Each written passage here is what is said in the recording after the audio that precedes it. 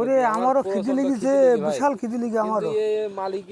ওই গলা টলা শুকিয়ে গিয়ে, গলা টলা সব শুকিয়ে গিয়ে, একটু পানিও আসবে না। একটুখানি হালকা দিদি বিস্কুটের দোকানে একটু পানি আসে, তাহলে বলে আমি কি বলো, আবার বলো তোর মন ডুবি কাজ করতে পারি বলো।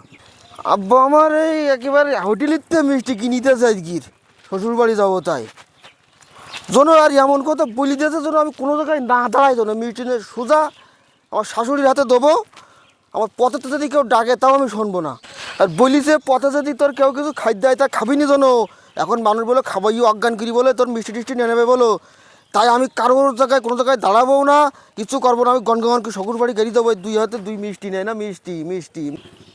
ও সে নেদু পাগল মিষ্টি নে এখন বেলা বসা পিতা ওরে, ওর পামতে মিষ্টি খাইতে হবে দুপুর বেলা। এই তো এই রে শোন, বয়টা কোন যাতে বয় এই জব্বার কাকা ছেলে নেদু ভাই না ভালো বয় বয় ভাই আবার এই যে নেদু শ্বশুর বাড়ি যাবো ভাই, যাইস কেন ছেলি হয় না, এ ছেলি তাকে অমায়িক ছেলি একদম জানি।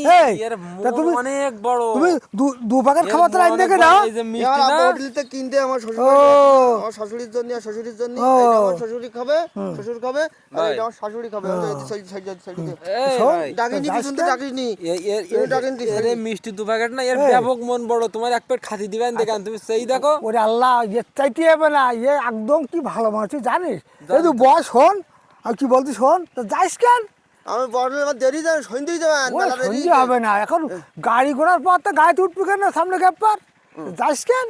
তোর বাপের মতন তোর মার মতন একটা লোক হয় না, তারই সন্তান না, মরে খাবে নাম করে খুব ভালো।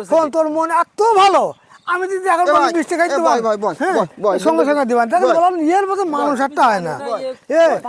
শোন আমি বলতে শোন, আমি শ্বশুর বাড়ি বেরোই আর আব্বা দুটো কিনিতে কোনো জায়গায় যেন বসবি নি, তোরা যা বলতেছি আমার, হ্যাঁ যা তোকে আমি এই একটা মিষ্টি দিয়ে দিলাম না, সে একটা মিষ্টি দিয়ে নোবা যাবে বালদিনে। এর মন অনেক বড়, মন বড়, তুই দিতে আমাকে মনেতে তাহলে তুই এটাও নে, তুই এটা নে, দুটো নে, আমি শ্বশুর বাড়ি খালি হাতে যাবো। তোর মতন মানুষ আমি শ্বশুর বাড়ি কিরাম করে যাবো খালি হাত নে। এলো আমার আব্বা দিয়ে শোনে যে মিষ্টি আমি লোকের দিয়ে দিই, তা মাল বানছে আমার এই বেটি ফুকু দিয়ে খাই নেছে আমার, তাই কি ও কোনো সমস্যা না।